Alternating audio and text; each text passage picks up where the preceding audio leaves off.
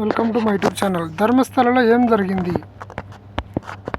కర్ణాటకలోని ప్రసిద్ధ పుణ్యక్షేత్రంలో ఆ పుర్రెలు ఎముకలు ఎవరివి, ఎవరు చంపారు?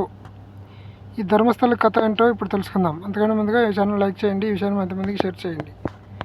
కర్ణాటక రాష్ట్రంలోని ప్రసిద్ధ పుణ్యక్షేత్రమైన ధర్మస్థల ఇప్పుడు జాతీయ స్థాయిలో చర్చాంశంగా మారింది. ధర్మస్థలకు రోజుకు వేల మంది భక్తులు వస్తుంటారు. అదే సమయంలో ఇక్కడ మంజునాథ స్వామి దేవాలయానికి దేశం నలుమూలల నుంచి మాత్రమే కాకుండా ప్రపంచంలోని పర్యాటకులు కూడా ఇక్కడికి వస్తుంటారు. స్వామి అయ్యప్ప మాలను వేసుకున్న భక్తులు పుణ్యక్షేత్రాల దర్శనాల్లో భాగంగా ఖచ్చితంగా ధర్మస్థలికి వస్తారు. గోవాకు వెళ్ళే మార్గం కావడంతో పర్యాటకులు అధిక సంఖ్యలో వెళుతూ దారి మధ్యలో ఉన్న ధర్మస్థలంలో ఉన్న మంజునాథ స్వామి ఆలయాన్ని సందర్శించుకొని పూజలు నిర్వహించి వెళతారు. ఇక్కడ సముద్ర తీరం కూడా ఉండడంతో పర్యాటకుల సంఖ్య నిత్యం ఎక్కువగా ఉంటుంది, రద్దీ కూడా అధికంగానే ఉంటుంది. 13 ప్రాంతాల్లో ఇటువంటి ప్రసిద్ధ పుణ్యక్షేత్రమైన ధర్మస్థలంలో పుర్రెలు ఎముకలు ఎక్కువ సంఖ్యలో ప్రత్యేక దర్యాప్తు అధికారుల బృందానికి లభించడం విస్మయం కలిగించింది. మహిళలను కొందరు దారుణంగా హింసించి అత్యాచారం చేసి హత్య చేశారన్న ఆరోపణలు గుప్పమంటున్నాయి. దీనిపై రాష్ట్ర ప్రభుత్వం సిట్ను ఏర్పాటు చేసింది.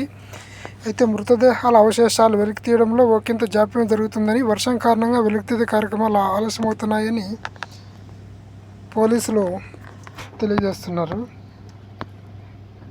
అయితే ఇక్కడ పెద్ద ఎత్తున మహిళలు హత్యకు గురయ్యారన్న విషయం గతంలో పారిశుద్ధ్య కార్మికుడిగా పనిచేసిన వ్యక్తి ఇచ్చిన సమాచారంతో దర్యాప్తు మొదలుపెట్టారు. గత 2 దశాబ్దాలుగా ఈ ప్రాంతంలో 450 మంది అదృశ్యమైనట్లు వివిధ పోలీస్ స్టేషన్లో ఫిర్యాదులు అందాయి.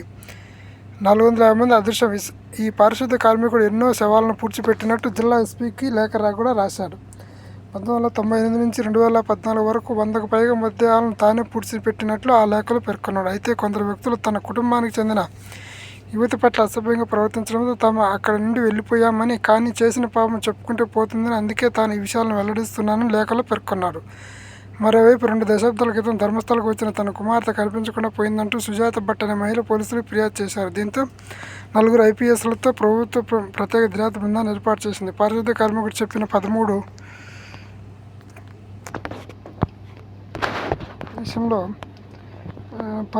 కార్మికుడు చెప్పిన 13 ప్రాంతాల్లో తవ్వకాలు జరుపుతున్నారు. మరి ఈ దారుణానికి ఎవరు ఒడిగట్టారన్నది సిట్ తేల్చనుంది.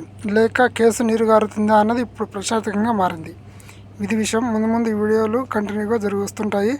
మన ఛానల్ని సబ్స్క్రైబ్ చేయడం మర్చిపోకండి. Thank you very much.